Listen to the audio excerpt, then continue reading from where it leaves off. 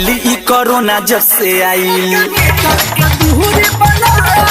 ओ पानी हम पगलाइली ई कोरोना जब से आई पानी हम पगलाइली ई कोरोना जब से आई पानी हम पगलाइली ई कोरोना जब से आई रोज रहतानी हम छुछुआ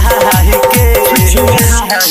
सुते से जिया पमौगी ओ सुते से जिया पर मौगी 1 मीटर के दूरी बनाई के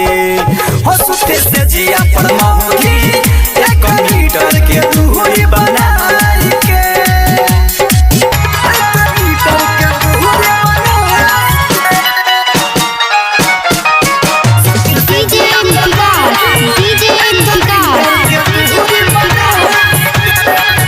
यही हाला में भइल बाटे गवना हमार अभी धइले न बानी बिछवना हमार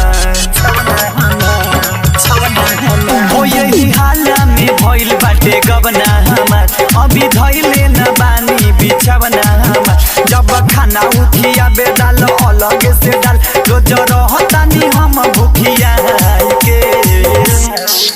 सुते से जिया पर मौगी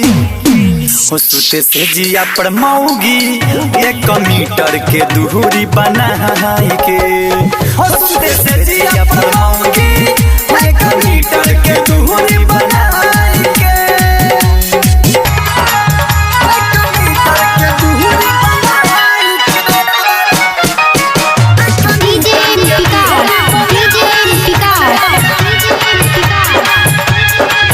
डॉक्टर मनमोहित मंतस करिया बताते देखी साथी संगति कहूँ चावताटे डॉक्टर मनमोहित मंतस करिया बताते देखी साथी संगति कहूँ चावताटे संदीप वकील अनारी बंद करे न के बाद रोज सुता तानी हम हिला के सुते से जिया पर मौगी हाँ सुते से जिया पर मौगी 1 मीटर के दूरी बनाई के हो सुते से जिया पर मौगी 1 मीटर के दूरी बनाई के। मिक्स भाई Radhe Krishna digital recording studio गोढ़िया वैशाली।